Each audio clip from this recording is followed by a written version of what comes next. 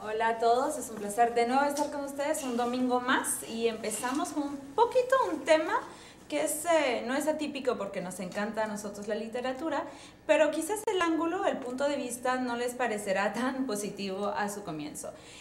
Tenemos al doctor Juan Velázquez, un doctor en leyes, que viene ahora del País Vasco en España, está de visita porque está dando varias clases, seminarios en la UAST, y nos acompaña también porque presentó a dos de sus libros, aquí los tengo, Hombre sin suerte y Algo que nunca debió pasar. Son libros que ponen en protagonismo a gente de la sombra, a gente que no debería de ser el protagonista de ese tipo de libros, en su ciudad natal, San Sebastián. Entonces, un gusto estar contigo hoy, de tenerte aquí en nuestro programa, Juan Velázquez. Muchas gracias. Me sorprendió cuando Lilian Carrasco, mi amiga Lilian, te presentó en la conferencia, en la puesta en circulación que hicieron en la Galería Nader, y me impactó un poco el mensaje de esos libros, porque son libros que podrían parecer no positivos, y nuestra línea de este programa es siempre presentar al público noticias positivas. Son libros que impactan, pero creo que la belleza positiva radica en el hecho de que justamente los hombres de la sombra, las personas cualquiera, las que sufren, también deben de tener protagonismo en algún momento. ¿Tú qué piensas? ¿Cuál fue tu motivación? Yo creo que la literatura está llena de personajes de clase B o de serie B, de personajes secundarios. La literatura no es solo historia de héroes o de heroínas, es historia de personas en su tiempo. A mí me interesa la gran literatura, cada uno tenemos nuestros gustos, pero no creo que ni Hemingway, ni Scott Fitzgerald, ni Raymond Chandler, ni muchísimos autores, o Balzac, hablarán solo de grandes héroes. Creo que esas personas incrustadas en su tiempo nos ofrecen una visión contemporánea. Bueno, de hecho, el primer libro tuyo, El secundario de lujo, es un aviso, es como un anuncio de qué tú vas a hacer, que lo vas a sacar del anonimato, de la sombra, y lo vas a poner en las páginas de los libros. Y obviamente, como tú dices, no eres el primero que lo hace, todo lo contrario. Pero lo importante, a mi modo de ver, es que tú consideras que tú reivindicas, describes, analizas, o qué a ese tipo de gente. Bueno, a mí me interesa la vida. Me encanta ir a los países que visito o en mi ciudad y poder sentarme con una cerveza fría y mirar la gente solo, o escucharla. Porque yo me siento muy cercano a las debilidades, injusticias, errores humanos. Me siento cercano, entonces escribo de lo que sé, de lo que observo. ¿Y antes, por eso estudiaste leyes? Bueno, quizá el sentido de la justicia, que siempre te persigue. Tampoco yo era un estudiante hipermotivado, sino que decía, bueno, hay que ir a la universidad, había estudiado y de lo que me parecía que podía hacer más o menos bien estaban las leyes. No valía para la medicina, creía yo, no era un buen dibujante, entonces, dotado de una bastante buena memoria, pues, y un sentido de la justicia que todos los jóvenes tienen, pues me puse con las leyes. Y eres profesor. Soy profesor. No vas a estrado, no eres un abogado de ir a pelear casos. No. ¿O lo has hecho alguna vez? Alguna vez, bueno, yo he asesorado a diferentes bufetes y despachos, pero no soy un litigante. Soy profesor de Derecho, investigador, y ahí que mi razón de estar aquí también. Porque la Universidad del País Vasco, que tiene un acuerdo con la UAST, entre otras universidades latinoamericanas, y ya es mi cuarta visita aquí, donde ya tengo amigos, grandes amigos, y soy muy bien acogido. Juan, voy a hablar, voy a citar a nuestro joven poeta dominicano que habla, Juan Hernández Inirio, que fue el que presentó y que me dio esas notas, ya que con el tiempo tan corto no tuvimos tiempo, Said y yo, de leer tus libros. Y lo que me impactó fue las siguientes palabras de Juan. Su afán de transgredir la perfección de los árabes, su hambre de desnudar las historias que se viven cuando las puertas se cierran y el hombre queda a merced de sus instintos. Bueno, la presentación fue magnífica, elevó el libro quizás muy por encima de su nivel, pero nunca se sabe. Eso es muy modestia tuya. No, la presentación fue magnífica y lo que él decía lo captó muy bien, muy bien el momento. La literatura es un acto solitario, Ay, sí. uno de los pocos actos solitarios que nos quedan, íntimo, en el que luego sí puedes compartir y puedes hablar del libro con amigos, amigas, pareja, lo que quieras. La literatura, además de permitirte una pausa en la vida y de una reflexión personal, te ofrece entrar en la intimidad de personas, te hace un poco voyeur, diría. Sí. Y eso a todos nos excita. Leer en soledad, que es, por eso leer en voz alta, bueno, hay gente que lee en voz alta, también es la poesía puede ser leída en voz alta y tal, pero es una actividad en soledad, en la que uno se encuentra consigo mismo, se estremece, se conmueve, se aburre, se exalta, se imagina, qué sé yo, qué escenarios, y por eso hay que entrar. La literatura es riesgo, como el arte es riesgo. Tienes que arriesgar, tienes que situarte al borde del precipicio con la historia que cuentas, y a lo mejor te caes. Tú dices como el arte, ¿como arte qué es? Sí, yo creo que el arte y la artesanía, que ahora se confunden, son dos actividades diferentes. Hay mucha gente que es... vamos a ver, el arte no es mejor ni peor que nada, el arte es una exaltación, un reflejo de la vida humana, es una aspiración, expresión, ¿no? Es una inspiración, aspiración. Y transpiración. También. Transpiración también. Claro. Pero bueno, te doy la razón, sí. En cambio, la artesanía pues tiene otros diferentes... el ritual tiene, rituales. La artesanía tiene el ritual, tiene exacto, las repetición, raíces de repetición, no es tan original. Y yo creo que la literatura es arte, otra cosa es que se consiga o no. Siempre hablas de esa ciudad que es la tuya, San Sebastián, y dice, cito a mi amigo Juan Hernández Inirio que dice, para Velázquez la ciudad no es la que aparece en las postales, sino la que sobrevive en el recoveco de sus interminables contradicciones sociales.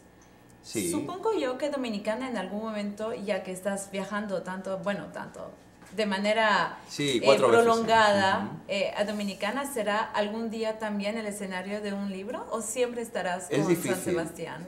Yo escribo, yo creo que los escritores que a mí me gustan escriben de ciudades que conocen en general, que viven, que están asentados allí.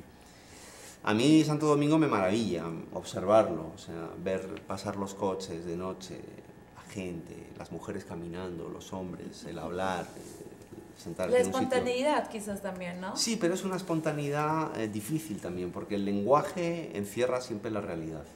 El lenguaje está preparado para comunicar, pero también para cerrar las intenciones. Y aunque yo hablo español, como hablan los habitantes de este país, a veces la comunicación no fluye de la misma manera. Es difícil, ¿eh? Porque los españoles en general somos más directos, eso no es ni mejor ni peor, somos más directos, podemos pasar por groseros. Sí. El dominicano es más protocolario en general. Y a veces hay que captar el mensaje. Yo no sé si podría escribir de dominicana, porque no domino el lenguaje, el argot, la música de la palabra. Soy observador y me maravilla. Bueno, de hecho, de nuestra ciudad han escrito nuestros escritores, la mayoría de los escritores que han hecho novela, son escritores muy urbanos y muy de Santo Domingo, en su mayoría. Y buscan también ese pueblo sórdido, lo sórdido, eso escondido, eso me parece que tú puedes conectar muy bien con gente nuestra, sí, que son grandes escritores. No digo ningún nombre para que ninguno se me ponga celoso. Bueno, en la presentación del libro había Laureano Guerrero en la mesa principal, y sobre todo sobre su último libro, La Sentencia. De hecho lo felicité, te lo recomiendo. Es también como diría, una fotografía de la sociedad dominicana y sobre todo de la ciudad dominicana de Santo Domingo en tiempos actuales. No quizás se va en el mundo se le da protagonismo a personas de la sombra, no es eso, pero se le da protagonismo a una historia para revelar el gran contexto histórico-político donde nos encontramos hoy en día, ¿no? Con todo el tema haitiano. Con toda esa dialéctica y temática importante que sacude a Dominicana y que nos pone en primeras páginas mundiales. Sin embargo, vamos a invitar a Laureano porque su libro es suavemente una incursión, una entrada en temas de digamos, más profundos, ¿no? Pero muy ligeros, o sea, se adentra en el tema de manera muy ligera. Juan, y con respecto a tu escritura, siempre tienes algo en camino, un libro que está medio a hacer, algo que estás No siempre. esperando? ¿Cuál es el próximo? Queremos saber. Bueno, hay... Decir una primicia. Bueno, estoy escribiendo... Ahora me gustaría retomar el personaje de Ramírez, que es el personaje central de la novela Algo que nunca debió pasar. Es un policía con una vida muy tormentosa, que vivió la época de la represión, él mismo luchó contra el terrorismo, a veces no por medios ortodoxos. Del terrorismo te quería preguntar. Y ahora empezaría con ese. Entre medias tengo uno mandado a editoriales. Tú Y ves, estoy- siempre hay uno, y estoy siempre hay uno en esperando. camino. Yo escribo... En el horno. Aprieto el acelerador en los ratos que tengo libres, voy pensando en eso y... ¿Cuál será el próximo tema? ¿A cuál te vas a lanzar? ¿Siempre San Sebastián? No, ahora escribo la biografía de una persona que está presa actualmente, un delincuente común, que... ¿Y lo has entrevistado? Sí, Uy, lo conocí cuando El mundo fui oscuro. Sí. fui a la cárcel a presentar el libro, porque una amiga educadora me pidió que fuera a presentar este libro. Exacto. Y fui allí el día de San Jordi, que es el Mira día qué 23 bien. de abril, y allí, Día Mundial. fui a presentar el libro y Día de Cervantes. curiosamente ellos, pues, yo noté un cierto ambiente hostil, y lo cual me asustó porque no es un sitio al que vas ¿Por qué habitualmente. un ambiente hostil? ¿Por qué tú crees que presentando algo que nunca debió pasar te... Te cuento, el ambiente era hostil porque ellos pensaban que yo era policía. Ok. ah, Entonces, Entonces se sintieron mejor sabiendo que solamente eras hombre de leyes. sí, Como- bueno, se deshizo el malentendido y todos estuvimos más tranquilos. Ahí conocí a una persona con una vida azarosa y en los permisos que él ha salido pues hemos hablado y he escrito un poco su vida novelada y está pendiente de ser publicada en las editoriales. Y ahora, con tiempo, pasado el otoño quizás, retome el personaje de Ramírez, que es el personaje policía. central de aquí. El policía. El policía. Exacto. A ver, ¿y Es- cuál es la historia de ese policía? Este es un policía que fue policía destinado al País Vasco, al que iban muchos policías y no sabían que se iban a encontrar. Era un ambiente hostil, atentados. Para La ETA, entenderlo, claro, hay que entender que es una época previa a Internet, donde las comunicaciones no son las mismas. Los policías no tenían una dotaciones tan modernas como ahora.